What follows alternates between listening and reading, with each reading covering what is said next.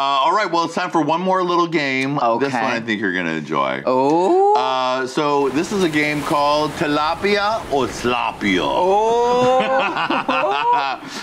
We're going to show you some queens, and you're going to tell us whether they are fresh tilapia, you like them, you enjoy working with them, or they're flat out slapia. Okay. You throw them back and move on. Okay. All right, let's take a look at some of these queens and find out tilapia or slapia. Let's take a look.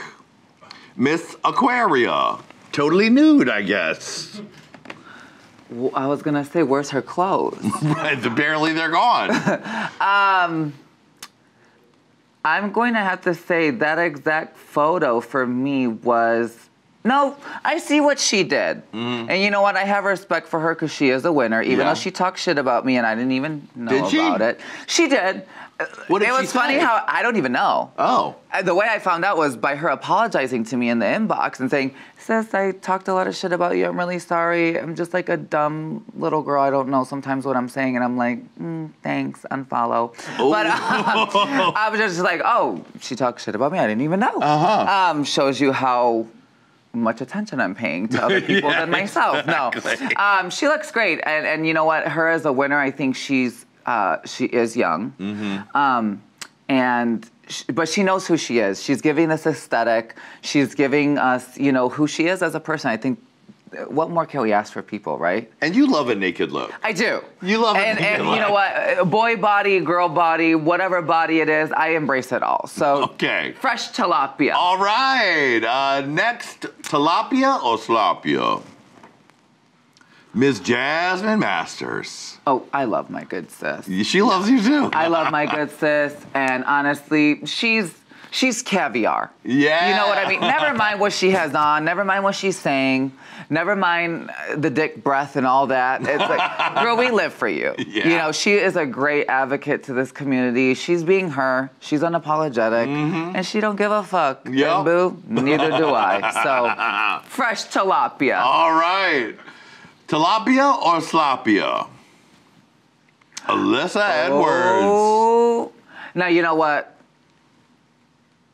I was a member of the House of Edwards for a little split second. Short moment. I'm sure we've all heard the rumors of, oh, we broke up, and oh, this scandals happened. And you know what? I just want to touch on that for a second because I think it's super important for the fans to hear. We haven't really heard what going on with you. Laganja told us a little bit about it when she came here because she wasn't going to be on Dancing Queens. And she said she was no longer in the house and that something happened. But how did that relate to you? I don't think it's any secret. It was always me and Laganja, Alyssa and Shangela. Right. I mean, let's just keep it real. Yeah, Team Too Much was Team Too Much. Exactly. Yeah. And then, you know, Shangela couldn't make a few of the gigs. And so Alyssa was like, well, let's try out Miss Gia. Yeah, let's try out your friend. And so that's kind of how I got pulled into that whole thing. But I'll be honest, I mean, I had a great time with them, and I love Alyssa. I am so happy for her and her success. I honestly see her as being like the damn near next RuPaul for us. I mean, I really do. Her show is amazing. She's amazing. She is, again, fresh caviar. I don't even think she's tilapia because that's the cheapest fish in the market, so I've been told. And there's nothing about her that is cheap.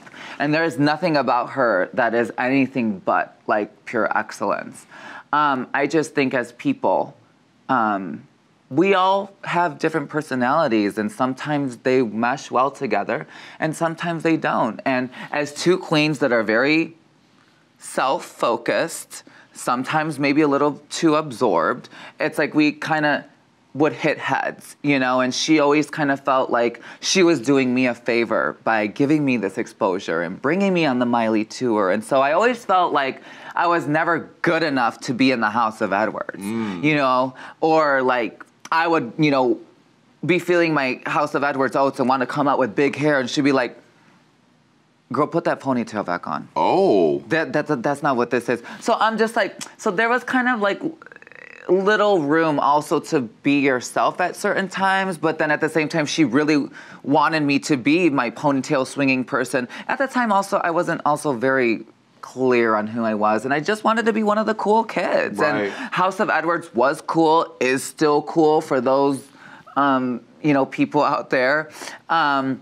But it's definitely, it was a phase, it was a moment, and I will forever always cherish those crazy moments with the House of Edwards, you know, and the House of Edwards also, I think, after we saw Dancing Queen, goes beyond just, you know, the four of us. Yeah. It goes, she has a whole house of Edwards over there in Dallas. And all those kids are so nice. They love drag. They're so supportive. They do everything for their mother, Queen Alyssa. Yeah. And honey, I could only aspire to want exactly the same. So, all right. Yeah, but she's lovely. All right, now one last one, Gia. Okay, Tilapia make it a good one. Do you know this woman? Have you ever heard of this woman, Gia? What's a Tony? So correct me if this must be the infamous Nancy Pelosi. Yeah. Yeah. I hate talking about politics because it brings up a lot of things that, I'll be honest, I'm not that knowledgeable about. My mother voted for Trump. Oy. And so that, I think, has changed a lot of viewpoints and feelings that I have around politics. Because like you need to get in there more? Yes, but also like I don't want anything to do with it. But it's a hard thing for me because as an activist, I need to be knowledgeable about politics, and I need to know, especially about what's happening with the trans community and all that. But like I said, I've lived in this bubble of being a drag queen for so long. This is all new for me. You know, as I think a lot of it's new for the world too, but you know, our political climate is literally changing so quickly. But I just think, you know, my mother is someone who I look up to and loves me and has never been anything but supportive to me as her trans daughter. But I just see so much hate happen around politics, and I just wish that those things didn't have to define us, you know? Because at the end of the day, I'm like, well, does my mom really love me? Like, how could she possibly love me? And, you know, her ways of thinking is this, you know? And I cry because it does sadden me, because I know that something as simple as this stupid little tweet that I did can have people hate me or see me as being uneducated or be so quick to judge me just based off of this one little thing. But I do realize now, you know, I did a public speech not too long ago at the University of California in Santa Barbara.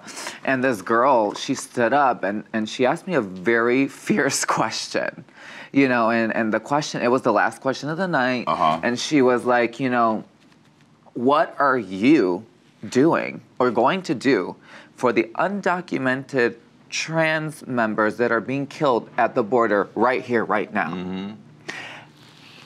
And I first had to applaud her and say, thank you for asking this question, because what am I doing, you know? And it's not even about, well, what am I doing? Because obviously I would have had a better answer. It was more like, well, what can I do? And, you know, my boyfriend that was there with me, he said, you know, you need to read up on this stuff. You can't just be the glamorous GIA GUNN, oh, you know, trans activism, you know, gender equality. You can't just be that if you really want to dive into this arena and have people take you seriously. And I said, you know what, boyfriend, you're right. I need to. And so I have downloaded a few apps on the phone that will, you know, keywords trans and LGBT and, you know, these, you know, things that I want to know about, so that they pop up on my phone and so that I can become a little bit more knowledgeable. Maybe when she's, you know, gluing on that wonky lash backstage or getting ready to get gaggy, it's like, let's be proactive here. Because you can't fight for trans rights if you don't know who is trying to take them away. Exactly. And maybe that'll help you with your mom too, because you can let her know what's going on. Yeah. And who Trump and all his people are trying to do to you, her daughter. Right. So I look forward to you grabbing that. There's a couple of podcasts I can send you to listen to. Yes. It'll make it real easy. Yes. Because Gia, we want you, Gia, the hero for the trans people. I do. But you gotta know who to fight. Yes, I do. And, you know, I look up to women like Janet Mock, who are really advocating for the trans community and are so knowledgeable and just so eloquent with, you know, the way that they speak and present themselves. And she's a big inspiration for me right now. And I can only hope, you know, with more time means more education. And I just got to take the time, you know, and I got to sometimes, like I said, not be so worried about the drag and be worried about where I'm going. It's just when you're doing all this and your bills have to be paid and you know your Instagram is there, you know, you gotta do it. Going off, and it's like, well, we need content. It's like you forget sometimes about what's important. But thank you for showing me that photo because, yeah, actually now I'll be able to look at her and be like, yeah, I know that woman. Exactly. You know? Gia, I love you. I think you are so great. I love watching your growth as a person into this beautiful woman I see ahead of me right here. From fresh tilapia to fresh caviar. Yes! And sweetie, you have turned it so fiercely that, of course, you snatched a trophy, honey! Yeah! And this trophy is like a stunning one. Yes! Oh my God, this is like one of the ones that they wanted me to hold in karate or something. Oh my God. And sweetie, we also, I hope your boyfriend doesn't mind, but we got you a double lap dance! Oh my gosh! Don't mind me if I do. That's you like right. That? Yes! Work it, Gia! Yes! Now, where did you guys come from? Heaven? Oh yeah. My gosh, heaven on earth. It's real. It's happening. Thank you, guys. Now, while we let Gia enjoy her last dance, let's tell the Lady Red who can take us out with the Black Lady Screaming. Hey, Queen! Hey, Queen! Hey, Queen! Hey, Queen! Yeah! Thank you, guys. Hey, thank you to Lady Red. Dick. Ooh, I do too. Thank you to Lady Red. Thank you to our Go-Go Boys, Dirk McCon and Ziggy Banks. And of course, thank you to the beautiful GIA GUNN. Thank you, guys. Thank you, everyone. Thank you so much. Of course, we're going to be playing Look at Her with Miss Gia, so you're going to want to tune into that. And this is our mid-season finale. I couldn't imagine doing it with anyone but my beautiful Gia. Coming in just a couple weeks is our big summertime event, Hey Qween Pride. Yes! So you're not going to want to miss the biggest season of Hey Qween ever coming this summer. Thanks for watching, and we'll see you next time on Hey Qween. Bye, baby!